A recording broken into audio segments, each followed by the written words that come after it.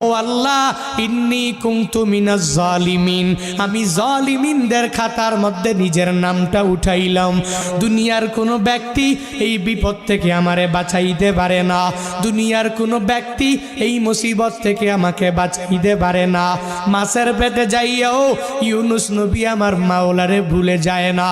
ইউনুস নবী যখন আল্লাহকে জানাইয়া দেয়, আল্লাহ লা ইলাহা ইল্লা আনতা, ও দয়ার মালিক তুমি ছাড়া কোনো ইলা নাই, তুমি ছাড়া কোনো মাবুদ নাই, তুমি ছাড়া কোনো মাসুদ নাই, তুমি ছাড়া ইবাদত পাওয়ার যোগ্য দুনিয়াতে কেউ নাই।